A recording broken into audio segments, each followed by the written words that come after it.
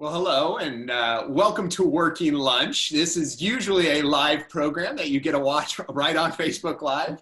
Today, we are suffering through technical difficulties. So my deepest apologies to our guest, Monica Grant of the Y. But this is our weekly web series that, again, usually is live, where we're going to sit down with our community leaders and bring back some of that connection that we've been missing during these challenging times and maybe get to learn some new things. I'm Jim D'Antona, President and CEO of the SLO Chamber, and today you'll get to sit in on my conversation with SLO County YMCA CEO and all-around amazing person, Monica Grant. Monica came into SLO in 2013 to lead our local Y after years leading fundraising and development for organizations including UC Santa Cruz, the YMCA of Honolulu, and the Nature Conservancy. Monica is passionate about community involvement and service beyond her professional role and currently serves as the past president of AFP SLO County on the Sierra Vista Regional Medical Center Board Committee, and following a 4-year stint on the SLO Chamber Board of Directors. I'm very much looking forward with Monica to talk to Monica about how things are going at the Y, her perspective on fundraising and nonprofits across our region, and learning a little bit more about the path that brought her to SLO. Monica, thank you so much for being here. Thanks, Jim. You are worth waiting every minute for. Well, I appreciate it. And I, again, apologize that we're not doing this live because I know a lot of people were anxious to see and talk to you, but we'll get this up on the video. So as we're doing this and sitting down, first and foremost, we're always asking where are you zooming in from today and what was lunch? I am zooming in from my office, which is not in the YMCA building. When I remodeled our Y, I remodeled myself out of the building to make room for more important people like our members. So my office is actually on the side of the building of Mechanics Bank on Broad Street. And I had a wonderful lunch, thank you, with our friends from Okimomo. Had some udon noodles and crispy tofu, and I'm happy as a clam. That's awesome. Yeah. Well, it's a favorite. I think we're now getting tied between Okimomo and Old Slow Barbecue as folks choose their lunch that we've got to bring them in. So glad you were enjoying it. They're certainly a favorite. So I saw recently on Facebook that you celebrated a big family event. Can you tell us a little bit about that exciting and fun change? Yeah, exciting for sure. My wife and I legally adopted our son, who's 12 and a half, and that happened on July 31st, the hearing. He had been living with us for 1.5 years, and with COVID, things got delayed, but yeah, it's official. So we have a little Murphy Grant with us.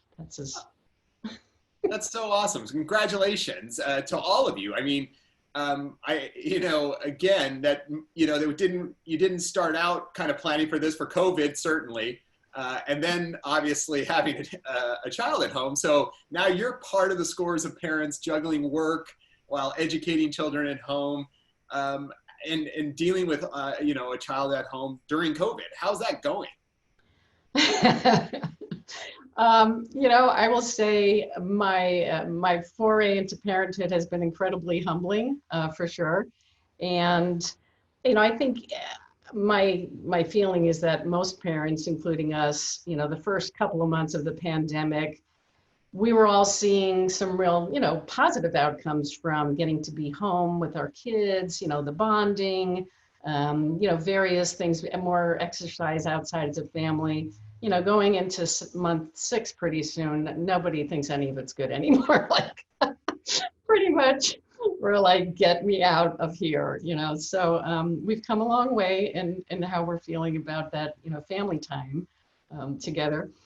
So, I think like any family, it's an ongoing struggle. I mean, there are some happy things about it, but for the most part, it's certainly a big additional stress for everybody involved in trying to do work. And my wife and I have been working throughout the pandemic and trying to juggle things like many families. So I'd say, yeah, it's definitely tested everyone's capacity to whatever. Yeah, to hold on, I would assume. Yeah. And like you said, it's really crazy to think, because very early on that definitely was like, oh, you're finding that new family time. But there's a, even for adults, it's hard. Adding it for kids, bless you for the amazing work you're doing because it's incredibly difficult. Has it changed your perspective on some of the things maybe that the YMCA provides to our community? Yeah, I came up as a young professional in the Y, but I will say being a parent now, of course, I think, our lenses, how we see the world in general change as we go through different phases in our life. And being a parent certainly has been an eye opener on many levels. So I look at our programs with a very different, I won't say very different eye, but the eye of a parent. So some of that's, a more critical eye in some ways, much to the chagrin of my staff. But also from just the appreciation level of how important what we do is to families. I mean, I always knew that, but now I get it on a really deeply personal level. And really what, is most interesting to me, and when we got to spend a lot of quality time together on the board and getting to learn more about the Y. And I know that you and your team provide a myriad of services and programs to our community. And so for those who may not be familiar with all of them or only with one aspect, can you give us kind of the 30,000-foot level overview of the kind of core functions of what drives the organization? Yeah, everything we do falls under three pillars, so to speak: youth development, healthy living, and social responsibility. So, our programs, pre-COVID, I should say, because it's what we're doing is a little more honed down now, but from preschool, before, after school, day camps, both summer day camp and vacation camps, youth sports, and adult, family, and senior fitness at our facility here in SLO. So we are county-wide, and most of our programs are run out in the community, many at school sites, which, obviously has been its own interesting journey this past year. Certainly. And so what kind of initially attracted you to the Y? And did you always know that you wanted to lead an organization like this, or was that just kind of a happy circumstance? I never thought I wanted to lead pretty much anything, to be really honest. I was kind of had a two-pronged career most of my younger adulthood, which we'll probably touch upon. I got involved with the Y in college. I was a rec major. That's a shocker, right? I know, big shocker. Was a rec major, got involved in the Y in college, and, loved it. I just loved it. When, was a camp director, came out to California, was a camp director and moved into youth programs and got into kind of the dark side of fundraising through the Y. But at the time, they didn't have development professionals. The Y didn't really have that when I was getting into that work. And so I pursued that at other organizations and came back to the Y as the VP of development in Honolulu. And my boss at the time, I'm sharing this because I think those conversations that mentors have with their staff, or, as now I think as a CEO, those conversations that I have with my staff can truly be life and career changing.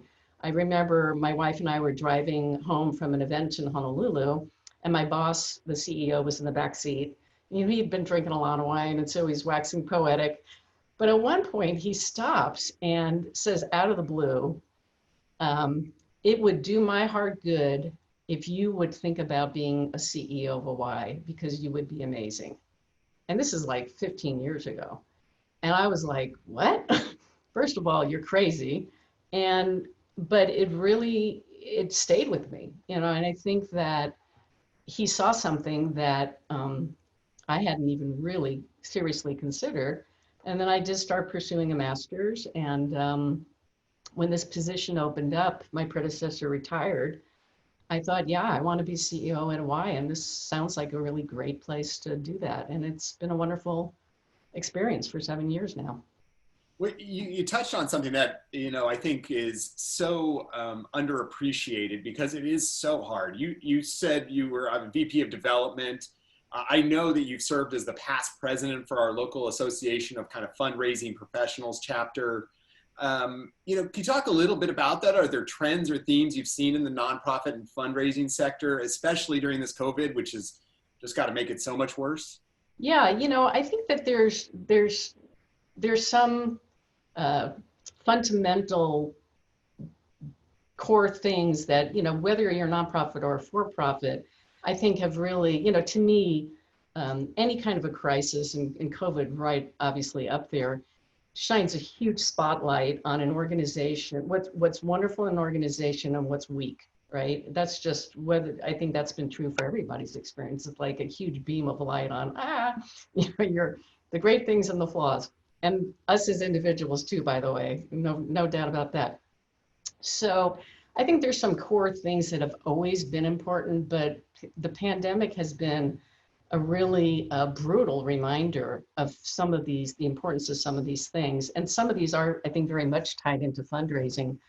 One being that I firmly believe that you have to proactively cultivate your relationships with your key stakeholders all the time. It's, you have to have those relationships in place when it hits the fan. I would say it's hard to impossible to be making new friends during a pandemic. It's just not going to happen. So, to have that in place is really critical. And fundraising, I'm a big proponent in fundraising. Successful fundraising is really about cultivating relationships, first and foremost, and your other key stakeholders. So, secondly, I think that being a learning organization, what that means, right? To being an organization that's able and willing to change. And that's not an easy thing, right? That's a cultural phenomena that has to be established over time. I think, again, if you have that going into a pandemic, you're more likely to come out okay. If you don't have that, you probably won't. Then some other things just about, the diversified, funding model. I mean, that's always been important, nonprofit, and some haven't been able or willing, or for whatever reason, some of the business models, you're not going to be able to diversify as much. But again, all those things have been there forever, but are even more important, I think, now. Outside of that, I think there's a couple of trends that I won't say are new, but are definitely elevating. And one is certainly technology, the use of technology in all of our work, but also fundraising. And so again, if you were an organization that kind of had that going on already, or we're in a position to jump into it more, it's going to serve you well. And lastly, donors have certainly, in my time as being a fundraiser, which is now, going on 30 years, have continued to become more and more sophisticated and much more involved in their philanthropy, which I think personally, I love. I think that's really exciting. And it's not just the high net worth individuals. I think it's the majority of us really do want to be involved in making a difference with our philanthropy. So to be able to, know that, and also be able to work with donors to meet them in that place, I think is really critical. And, an offshoot of that is I think you're seeing there's the trending for donor advised funds continues to really grow and escalate. So I think that's an indication of that. And how do you work with donors who are coming from that place? Anyway, long answer to your question, but. Yeah, no. And I'll tell you, it's such a key point. And whether you're a nonprofit or you're a political candidate or you're a chamber or whatever, there's a couple things you said in there that are so key. And certainly that donor engagement and connecting. You're not going to make new friends in a pandemic. And if you haven't created or cultivated those relationships, you're not going to in those key times, and you're going to suffer. And for our community, I mean, right, how many different folks are working to raise money during this time, and it's difficult. And do you specifically kind of set out time to touch those folks that are kind of most important to your, who give the most to yours? Oh, absolutely. And I would say, even though I may have a deeper level or more frequent communication with my largest donors, I'm certainly, I hope, that I'm communicating with all of our donors, because I think that's really critical. My focus during this pandemic has not been about asking, it's been about cultivating and reporting. And one of the things that was really critical to me and our staff team and our board was that during this pandemic, we had to be able and willing to walk the talk around our mission, even in this really challenging time. And trust me, it's been very difficult. But we're doing what I think is feasible and what we can do. And part of that is because I think we have to be there for our community in the ways that we can. From a fundraising standpoint, it's first of all making good on the promises that you've made to donors around that you're going to be there for the community. And secondly, it's a way to build a case for the future. It's to say, hey, when times were hard, we were there, right? So if I would have done nothing this past 6 months, that would have been a harder sell, I think. No, I think you nailed it on the head, and actually perfect segue into kind of what was going in my head and what I wanted to kind of talk about next was you are doing that, right? In terms of how you've adjusted and how you've changed and morphed, good ways and I know sad ways for you, for your team, but you're providing such critical support for essential workers kind of in their families with childcare. How is that going, and what has the demand for care been like, and how did you kind of change to it? Well, I think this is a testimony to being part of an organization that is not only statewide, but national and worldwide, right? So I have benefited from being a part of a state alliance of YMCAs and a regional. So we have 4 YMCAs in our Central Coast region or 805 area. We've been talking from 1 to 2 to 3 times a week since the pandemic really hit. And the benefit of that, not only through just, emotional support, but I've been able to see YMCAs that had to close before we were closed and got to reopen before we were opened. And seeing their process was invaluable to be able to say, okay, this worked, this didn't, this is what you need to know. So that has been huge. I say that because, we're not a big Y by YMCA standards, really. But our Y was able to really quickly, I think, open up safe childcare with the new protocols in April, which was amazing. We were able to reopen our YMCA like the day after Penny said, go. And that was amazing. But it's because we were planning that whole time. And we said, okay, this is what we need to do to really make it happen. And we have the relationships in the community that we were able to leverage, which is so important in a crisis. Well, and kind of leaning on that kind of leadership role that you're taking, as we look into the fog of months ahead, I mean, do you kind of walk one step at a time, or are you kind of really projecting out, and do you think that's what helps you be ready for the minute? Because as a chamber, we are so appreciative for our businesses that you were ready, that there was somebody there to take care of kids when people had to go back to work. You obviously had to plan for that, as you were just talking about, but how do you do your planning as a leader? Right. Well, part of it, my sisters and I joke about this, but, we were raised by parents who were World War II survivors from Europe. And on some level, we say, we were raised being prepared for World War III to just happen at any minute. Like, just be ready. It could happen. Get your plan. And, I joke about it, but I do think that it affects how you think and how you move through the world. My mother, who was very German, one of her favorite things to say was "Mach schnell," right? Which is step lively. And that's how, when a crisis hits, for me, you have to be able to come from that place of, appropriate, appropriate, decisive action, but also the ability, while you're dealing with what's in front of you, to be looking ahead to say, okay, what could happen and what scenario plans can we do quickly? Because you're not going to have a lot of time to do any of it. And I will say, another example was when we had reopened our fitness facility, and again, within a month, all of us were forced to close that due to the virus.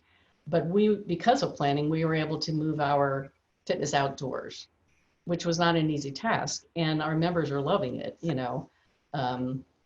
we were all like, of course it's gonna rain. The one time in August ever is gonna be now. So you asked a question now that I didn't answer, which is around, the childcare in need. So we did launch, it's called Camp Care. We launched that in the spring, moved into our summer day camps, and now we are, due to school closures, relaunching Camp Care. Camp Care has some wonderful philanthropic support from the Community Foundation, the Hughes Foundation, and other individuals, which has been incredible.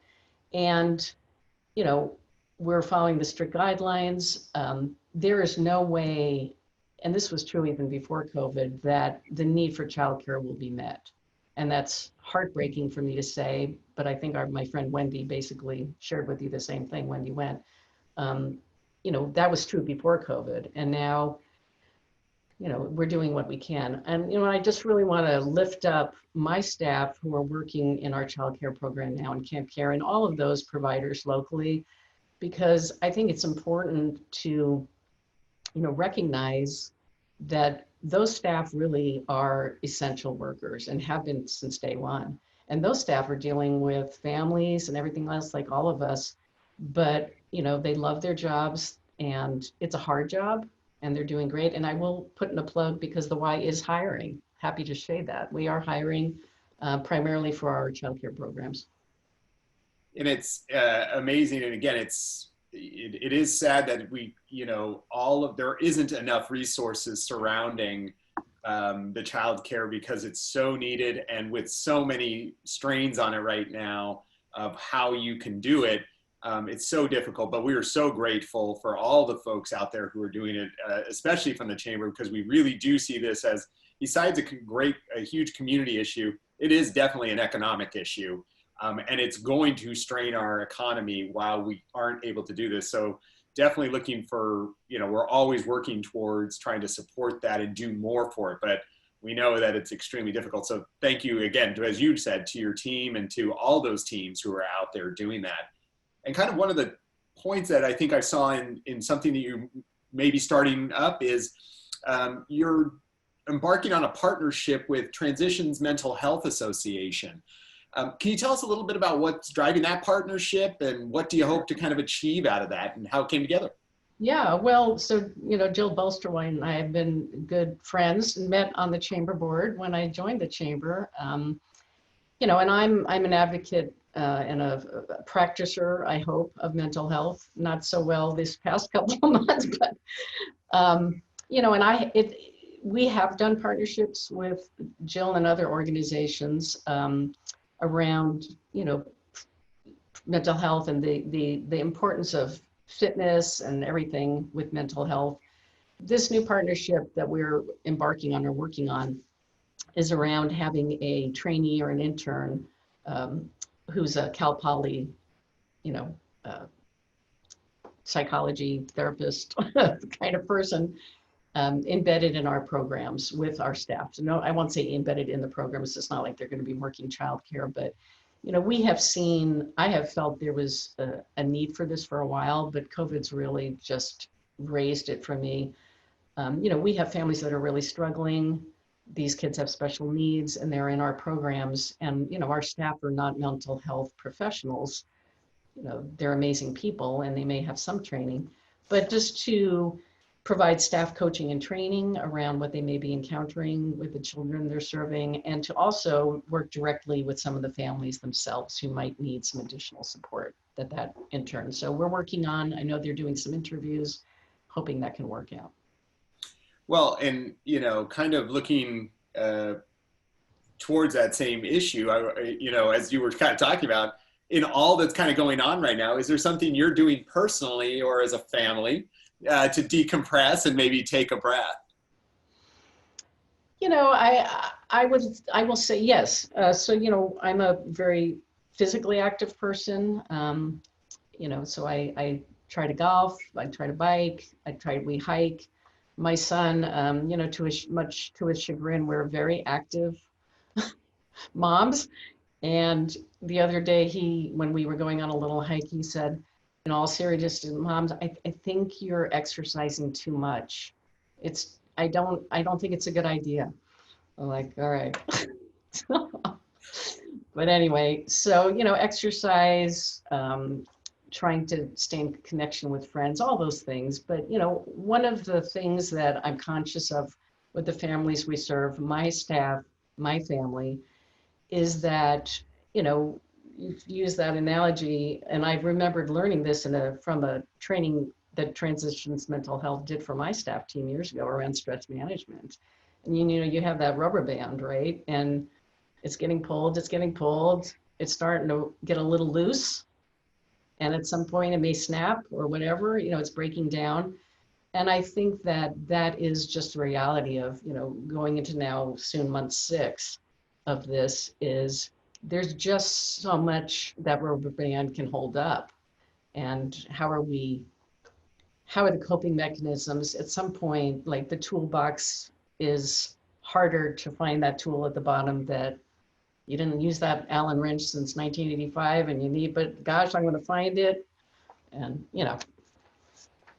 Yeah, it's so important, and I agree. Right, if you just wait till the end, it's going to be buried under 98 things that you're never going to find. So, well, and I will say, and I'm proud to say this. We practice what we preach in my family. So, I have a therapist. My wife has a therapist. Our son's getting his therapist. And that's part of that is being a new family and working with a kid with special needs. That I think that's really important support. But it's a stressful time. It's incredibly stressful, and whether folks think it's happening to them or not, it is happening to them. Right, you're getting pulled, no matter how happy you are every day. Right. So I know there have been, as we're talking about this, kind of so many changes in all of our lives, and especially yours now, and organizations. All of those are there any changes personally or professionally you think maybe will be permanent in your life or in your organization? Well, apparently I permanently have a son now, so that's for sure. That wasn't just a short-term gig, I guess. But I will say, I think there's certain forced changes that this pandemic is causing, right? When I talked about organizations who are, open to change or not, you've had to change if you're going to stay alive. One of those is just efficiencies. Again, kind of a basic thing about leaning down. We've all had to lean down, and sometimes, as painful as that is, that's a good thing, right? To lean down, get smart, work smart, lean. And also the technology side, I know it will stay. I think we've come much more on board with that as a movement, the Y movement around virtual fitness, more to come on that. But yeah, I think some things will not change. Yeah, it definitely, some of this is good stuff that we'll start to be able to blend it in, as you said, about the technology. And lastly, I'll say, quite frankly, because I've been a partner with our public health department through, Heal Slow, which was an effort for several years. And, I would say that public health in general and public health departments have been undervalued significantly in our country. And so, it's I think it's great. It's great to realize it's not happy how it happened, but to understand the importance and value of public health, I hope stays on past this. Yeah, I love that point. It's so great, and we're very lucky here in SLO to have Penny Bornstein, who's been fabulous. But who's a Y member? I got to plug in there. I think there's a lot of us, but I would say it is amazing that if you'd ask anybody a year ago who's our public health director, the answer would probably what? Yeah, you would have no idea. But there are these great people doing great work that have kept us out of these things and are doing everything they can to minimize this crisis. So I really appreciate your point on that. So though we're at the end here, unfortunately. We could go on for a while, I'm sure. we like to end with this kind of question. What are you looking forward to this weekend? Happily, we have no plans, so I know it's going to be warm. Probably my son's a water boy, so I'll probably take him to some body of water away from people, hopefully. That'll be tough to find. Yes, it's We have friends, a couple of friends with swimming pools, and they've been a godsend. That's great. And so I know, again, you spent a little time in Honolulu. Is this like Honolulu weather, hot, muggy, or is it even Yesterday, hot? last night when I walked out of the house, I thought, wow, I really feel like I'm in Hawaii today. Yeah, it really did feel. That's exactly my thought too last night. So, well, Monica, thank you so much for joining us. If folks want to engage with YMCA, how can they, or where can they find out information to be a part of it? Our website, slowymca.org. Fabulous. Well, thank you so much for eating lunch with us. And again, apologize for the technical difficulties. It means I'm going to have to sing you a song, but I won't do it live here. But we hope to see all of you next week when we're joined by Chuck Davison from Visit SLO Cal and talk about tourism, hopefully live. And if you have an idea for a future working lunch guest or someone you want to learn more about, send us an email at slowchamber@slowchamber.org. Thanks for tuning in. Have a great weekend.